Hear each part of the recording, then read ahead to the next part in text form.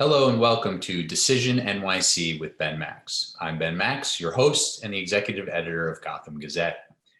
The 2021 New York City election season is underway and it's poised to be the most significant municipal election in decades.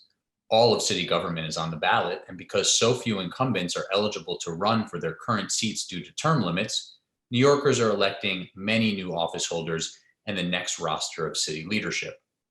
There will be a new mayor of New York City elected here in 2021, as well as a new city controller, new borough presidents, and many new city council members. And that's not all that's on the ballot. A number of incumbents are eligible for and seeking re-election, and there's a very crowded and competitive race for Manhattan District Attorney, and more. Party primaries are set for June, and the general election in the fall will culminate on November 2nd. This is the first full set of municipal elections that will feature both early voting as well as ranked choice voting, a new system that applies to party primary and special elections only, and we'll explain that on its own in a separate show. This city election cycle would be of enormous importance under more usual circumstances, but it's unfolding at a time of great crisis for our city, raising the stakes of the decisions that you, the voter, will make. The new wave of city leadership will quite clearly make or break the city's recovery from the devastation of the COVID-19 pandemic and its impacts on health, families, jobs, housing, education, and more, not to mention the crises that the city was facing even before COVID. So we're pleased to bring you this new series of interviews with the candidates running for mayor of New York City, as well as candidates for other offices. These one-on-one conversations will help you get to know the candidates better, learn about their backgrounds, their platforms, and their vision for the future of our city.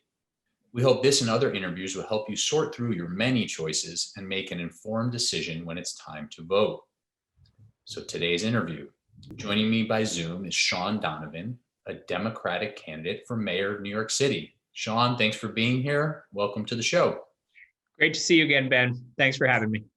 Thanks for taking the time. So broad overview for folks, your background before this run for mayor, where do you come from, and what have you been up to? Well, Ben, I'm a lifelong New Yorker, and I ended up as a public servant because I grew up in New York City at a different time of crisis. I was born in '66. I'm the son of an immigrant who came to this city to find opportunity, like so many others from around the world. In fact, my grandfather was one of 10 poor Irish kids growing up on the south side of London. He worked the docks as a teenager, and he traveled to Africa and then South America to try to find a way to support his family. And my dad actually grew up in Costa Rica and then Lima, Peru, but came to school here and was able to find opportunity. But what really lit a fire in me is that I saw all around me in New York growing up, so many families who weren't finding the same kind of opportunity. I saw homelessness exploding on our streets. I saw neighborhoods like the South Bronx and so many other communities of color in this city crumbling and literally burning to the ground. And so I went to work trying to do something for my city. I started volunteering in a homeless shelter in college. And then right after school, I came back and worked for a big nonprofit in the Bronx and in communities like Brownsville and East New York and so many others, trying to rebuild those very same neighborhoods I saw burning as a kid. And really that started a 30-year career on the front lines of housing and homelessness, on issues like economic and racial justice, that really led me on the path that I am today, as a real public servant wanting to be the next mayor, not a politician, somebody who's actually made this city work for everyone in a way that I think New Yorkers are hungry for in this moment of crisis. And so you've had some big stops recently along the way, some major roles in government, both here in the city and on the federal level. Do you want to outline some of those roles? And maybe, maybe at each one, maybe just mention one thing that you're particularly proud of from those roles that you've held. So I was lucky enough to be housing commissioner in this city in the wake of 9/11. And that was the first of many, many experiences I've had in leadership roles, rebuilding after crisis. And I think it prepares me in a way for this moment of crisis in New York City, that in a way that no other candidate really has seen. One of the things I'm proudest of from my time as housing commissioner under Mayor Bloomberg is Villa Verde. It's where I launched my campaign last Tuesday. I think it's arguably the most beautiful, most green, sustainable, healthiest housing in the country.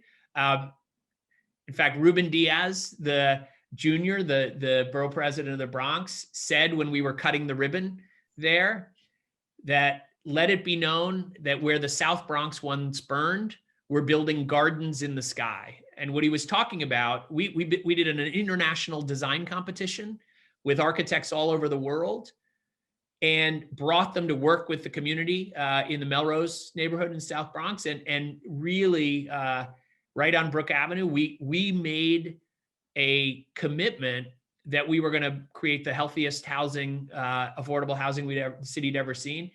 Today, the kids growing up in that building at Villa Verde can harvest the vegetables growing on those roofs. They can pick apples off the fruit trees and eat them for dinner. And it's exactly the kind of housing that we can build all over the city if we have the right leadership. So Villa Verde is something I'm deeply proud of from that period. Happy to talk about my other jobs as well, but it's profound to me, and it's why I launched my campaign from the rooftops at Villa Verde in the South Bronx last week. And so you went on from the Bloomberg administration to the Obama administration. You were there throughout the two terms in a couple different roles as housing secretary, as budget director. What are a couple of things you point to from that tenure, especially vis-a-vis New York City, that you are proud of and talking about in your campaign here? Well, as I said about my leadership in times of crisis, one of the things I did when I was housing commissioner in the city is I created the first real aggressive response to the mortgage foreclosure crisis. I saw way too many families, particularly Black and brown families in Southeast Queens and Jamaica and other neighborhoods whose homes were being stolen by foreclosure. I started something called the Center for New York City Neighborhoods that got me noticed by President Obama. So he chose me as housing secretary in the midst of the worst housing crisis of our lifetimes. And because of not just the housing work that I'd done, but all my deep experience in New York rebuilding our neighborhoods, when Sandy hit, he asked me to lead the entire federal response to Sandy. And so all of those efforts are obviously things that I'm proud of. I think I'm particularly proud of the fact that when we rebuilt New York City after Sandy, in the heart, we just had the 8th anniversary. I was actually walking the boardwalk out in the Rockaways on the 8th anniversary with Donovan Richards and other community leaders. I went to Staten Island to visit a school that had been hard hit right on the water. And in so many of those cases, I think what I've been able to do is not just to rebuild, but to use those moments to really work with communities. So often when we rebuild communities, we look at it as something that we do for the communities. It's almost something that happens to them. But what we need to do is have a partnership that really works with communities and for communities that's what happened at Villa Verde. And that's what we did after Sandy, in a way that the city was able to recover, not just to where it was, but better, stronger, and safer. And I started a number of real landmark efforts under something called Rebuild by Design, focused on Staten Island, on partnering with Damaris Reyes and public housing leaders in the good old Lower East Side, a great organization of tenant leaders in public housing, to really focus on rebuilding in a way that put equity at the center and made neighborhoods better and stronger than they were before the storm. Let me ask you a couple follow-ups about some of that experience. One on Sandy. A lot of people frustrated with how the rebuilding effort went here in the city. There were major issues with the Build It Back program and just challenges around that. What's your diagnosis of what went wrong there? And was there a element of that federal leadership that you would have done differently looking back at it now? Well, look, there are absolutely challenges with the federal programs for rebuilding. And without getting into the weeds on it, the Stafford Act, which really lays out the legislation under which the federal government works, has serious issues. We made a bunch of reforms after Katrina that improved it, but there's still a lot of work to do. But here's the thing, Ben.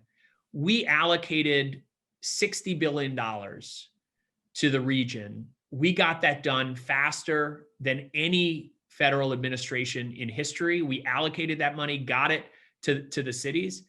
One of the reasons I'm running for mayor is because I learned that while the federal government can do its part, at the end of the day, where the rubber meets the road is local leadership. And what you need is a mayor who can roll up their sleeves, know how government works effectively, and make this a city that works for everyone. That was, I'll say we were very frustrated by the lack of a partner. And I'll also say that, I worked effectively with Governor Cuomo. We were able to move more quickly in other parts of the state than in New York City because of some of those challenges and frustration with Build It Back and some of the other programs in the implementation. Well, is there one thing you'd point to above all others that was the local frustration in New York City, the problem? So I believe that, and I've seen this over and over again, so many of these efforts require bringing together all of the different parts of government with communities. Because look, let's face it, in the average day, a New Yorker doesn't, one day have a day where all they think about is housing. The next day, all they think about is transportation. The next day, all they think about is whether the streets are safe. Those are issues that happen all at the same time every day for every New Yorker, no matter what neighborhood you live in. And so you need a government that is led by a chief executive in the mayor who can make all the pieces of government work together. It's one of the things that I've really focused on and learned to lead on in my career is a all of government response. It's how we made huge progress on homelessness. When I led that strategy for President Obama, we dramatically reduced street and family homelessness. In working with the best mayors around the country, we actually ended veteran homelessness in more than 80 cities and states, not reduced it, but ended it. And here's, Ben, one of the things I really focused on in my announcement is what I call the 15-minute neighborhood. And look, if you've lived in a wealthy neighborhood in New York City, you've probably always been used to finding whatever you need within 15 minutes. But there's so many neighborhoods across this city that don't have access to a great school for their kids, transportation that gets them where they need to go to good jobs, healthcare, fresh food, all of the things that make the city work within 15 minutes. And to really realize that vision, we need to have every single part of government working effectively together to make this a city that works for everyone and to make neighborhoods that work for everyone. So I'm glad you mentioned that. I was going to ask about the 15-minute neighborhoods, but another thing that you've put out so far, the big plan that you've released as of the time we're talking, you might have others out by the time people see this, but is related to climate change and resiliency, and that goes obviously back to the discussion we were having, at least in part, around Sandy. Do you want to give the highlights of what that plan looks like, and how does it relate to housing? Because that's obviously one of the biggest pieces when we talk about rebuilding from Sandy, is getting people back in their homes or figuring out new homes. Do we need to retreat from the shoreline, for example? Things like that. But what's the highlights of your resiliency plan and that you would try to put in place if you're elected mayor? I'm so glad you asked about it, Ben, because I want to be clear. New Yorkers are hungry for real ideas about how we not just repair and rebuild the city, but also how we reimagine it at this time of crisis so that it works for everyone. And I have more than 200 volunteers working on policy for my campaign on 12 different teams. It's a scale of building ideas in partnership with New Yorkers across this city that I don't think any mayoral campaign has ever been able to put together. And so you're going to see a constant set of ideas. We're going to be the campaign of ideas, and you'll see week after week new ideas that we're putting forward, very specific ideas of how we're going to bring this city back and make it even stronger than it was before COVID and the intertwined crisis of racial inequality in this city. On the climate plan in particular, look, like in so many areas, New York City should be the best city in the world. We should have the best city government, and we should be leading the world in so many areas. And while I didn't agree with Mike Bloomberg on everything, your listeners may not agree with him on everything, he did lead the world on climate. He brought mayors across the world together, helped get the Paris Agreement done in so many other areas. So my commitment is to be the leading city on climate once again. But here's where I would really focus in this moment, is building on many of the things he did. We need to make a bigger commitment to equity, because I've seen it over and over again. I saw it in Sandy. We've seen it in COVID. Those communities that are most vulnerable before a crisis hits are always hurt the worst by it. So I have to say, I was outraged, but I wasn't surprised that Black and brown people were dying at much higher rates than others in COVID, because that's what happened in Sandy. It's what happened in Katrina. It's what happened in every single crisis that I've worked to rebuild from. And so in my climate plan, we are laser focused on making sure that the people and the neighborhoods that are so often left behind are prioritized. What does that mean? That means when we make investments to protect communities, like we did after Sandy, the public housing residents of the Lower East Side, most vulnerable communities in Staten Island, in the Rockaways, in public housing, those have to come first. What it also means is that we need a real environmental justice frame, so that, for example, when we're closing plants, to focus on what we call the peaker plants, which are disproportionately located in Black and brown communities in New York City that are producing all kinds of health, asthma, and other challenges. So that's one thing. The second thing I would say is really putting a focus on jobs. At this moment of depression level unemployment, particularly in Black and brown communities, we have a huge opportunity to lead the world in being the best city, but bringing the 21st century jobs around renewable energy. Give you a very good example. Governor Cuomo has been a leader on wind power, and we ought to win the port that is going to bring all the turbines, assemble, and ship them out into Long Island Sound. Those are incredibly well-paying jobs, highly trained. We ought to be building, as I proposed, a green climate corps right now to make sure that folks that are too often left behind get those 21st century jobs with good pay, good benefits. We should work with unions to do that. NYCHA is another good example. Public housing has been left behind for far too long. Think about all the solar capacity we could build on the rooftops. 1 in 14 New Yorkers lives in public housing, and all of those rooftops could be put to work to make sure we lower their energy bills, we produce revenue to help fix up the buildings, and lower emissions in communities that are so often the victims of pollution. All of those are things that we can do in my climate plan. I'm glad you brought NYCHA back up, because I wanted to ask you about that again, tying it between your climate plan, but also your work as housing secretary, your work as housing commissioner under Bloomberg. When you look at the state of NYCHA now, are you satisfied with the work that you did, especially in the federal government, to get funds to NYCHA, to invest in NYCHA's future? Is there a reason that under 8 years of President Obama, there wasn't more investment in NYCHA, where we're not at the point where we're at today, where public housing is crumbling and $40 billion in need? So, Ben, two things I would say about that. One is, right when we came in, you'll remember that the Great Recession had hit. Even before I started as HUD Secretary in January of 2009, I was working with leaders in Congress as we were transitioning into the White House on the Recovery Act. You remember, this was the bill, almost $1 trillion, that went to try to rebuild the economy at that point. I led the charge to make sure there was the biggest infusion of dollars into public housing that we'd seen in a generation.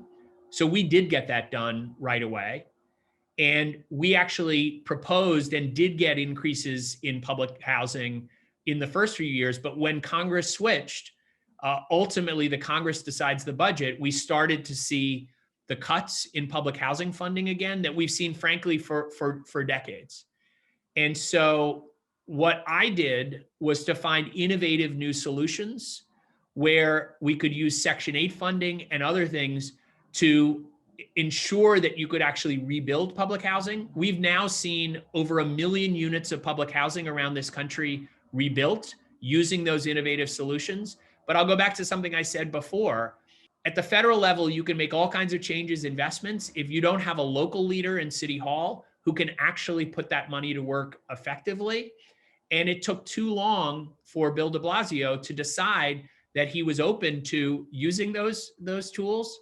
And just now we've seen that start to happen, but we need to be much more aggressive. I'm actually cautiously optimistic that a new proposal for a preservation trust at NYCHA could be an effective way. We need to get state approval. We need other steps, but it could be an effective way to start to make the changes at NYCHA that we need.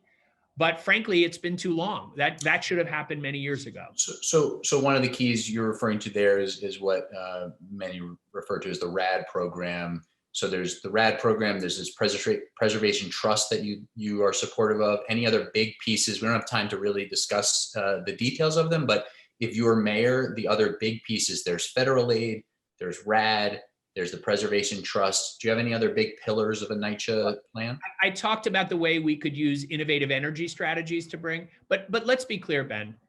For too long, NYCHA has been left behind by mayors. It's become a political football. And what we need is a mayor who finally puts public housing at the center of the plan. So I would make sure for the very first time that NYCHA became a critical part of the city's affordable housing plan. And that we're not going to be able to fix the problems just with city funding or state funding. We absolutely need federal funding. And look, there's nobody in a better position, given my deep relationships with incoming President Biden, incoming Vice President Kamala Harris, but also all of the incoming leaders in the administration and the leaders in Congress. I'm the one of any of the candidates who could go and get the help that we deserve from Washington. But we also need a big city commitment as part of the city's housing plan. And I would be the first mayor to actually include public housing as a central part of the city's housing plan as well. Speaking of the city's housing plan, that's where I wanted to go next. So that's a good segue. What would a Mayor Donovan, what would pillars of a Mayor Donovan's housing plan look like? Understanding, maybe you haven't fully fleshed that out yet, haven't decided exactly all the details of what your housing plan exactly will be in this campaign, but are there policies that that you would anchor some of a housing plan in? Absolutely. And we've talked a bit about NYCHA. I mentioned to you, Ben, that what got me started in a 30-year career in public service and working in housing and homelessness was what I saw on the streets of New York as a kid. And frankly, being shocked and angered that in the wealthiest city, in the wealthiest country on earth, we could have people sleeping on our streets. And you know what? We have more people that are homeless today, more New Yorkers than any time since the Depression, more than when I was a kid growing up in New York. And that is simply unacceptable. So I will be laying out, I've talked about it, but when we release our full housing plan, you'll see a detailed strategy to reimagine the right to shelter in this city as a right to housing. I know we can house anyone. Now we have to house everyone. And I know we can do that because I led that strategy for President Obama where we made dramatic progress. And guess what? Not only are the human costs of homelessness enormous, the kids who are not getting school, the health challenges, the mental illness, the subs, all of those things are much, much worse than they need to be. The fiscal costs of it as well. It's actually cheaper to solve the problem than it is to put a Band-Aid on it the way we're doing right now. We spend $3 billion a year on shelter. And you know why that is? Because where do you get your healthcare when you're living on the streets? In our emergency rooms. You end up cycling in and out of Rikers and the mental health wings of public hospitals. This is a solvable problem. I'm the only candidate in the race who actually has solved this problem, and I will do that as mayor. So that's one key area. Just because we're short on time, I only actually have a couple minutes left.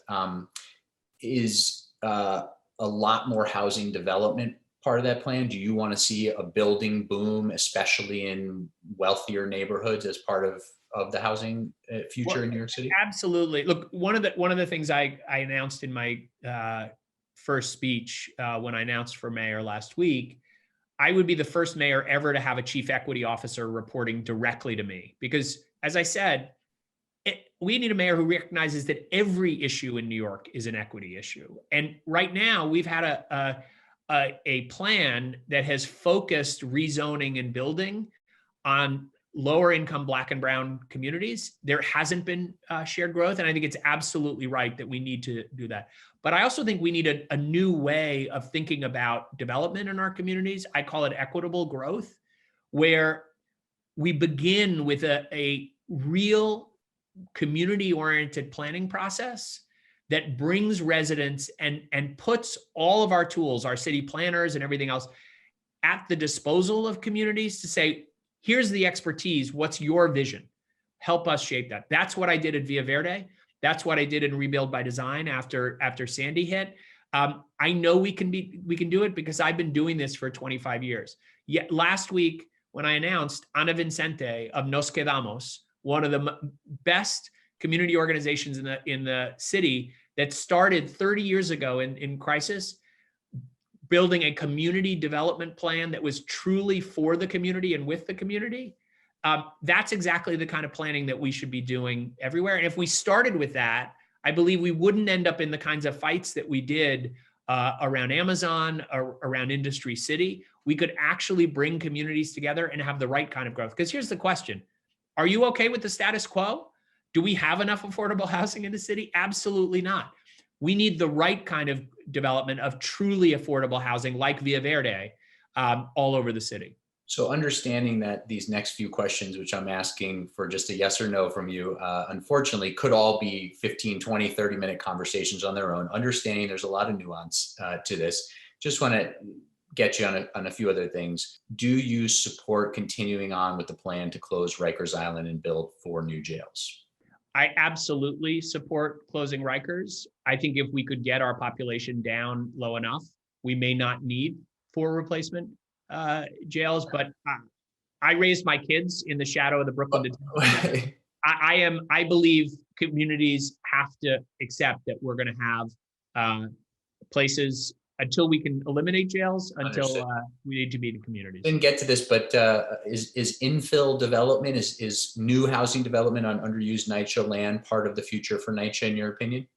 I think if we do it right in planning with communities, absolutely. For seniors that need services, so many other important needs in public housing. Is the roughly 35 to 36,000 officer NYPD headcount about the right number? Should it be more? Should it be less? Well, my criminal justice plan has 3 key pieces: to reimagine policing, to reduce it, and to reinvest. I do think that means that we should be asking the police not to be policing the hallways of our schools, be mental health experts with our homeless. So I think we can reduce what we're asking the police to do and reinvest that savings.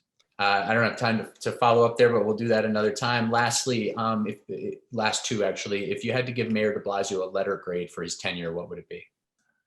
Honestly, Ben, I'm focused on the future. I think New Yorkers are focused on the future. Okay. No letter grade. I'll let other people grade him. Lastly, I think I know who has the right vision for the future of this city and can make it a city that works for everyone. And very much lastly, is there someone in politics, past or present, that you consider a role model?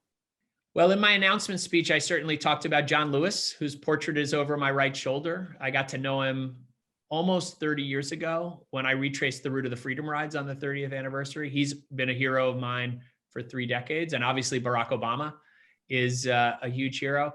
But I would say Johnny Ray Youngblood and Ana Vincente are heroes as well. Bishop Youngblood, I started working with 30 years ago to build Nehemiah homes in Brownsville and East New York. Okay. And he's a hero too.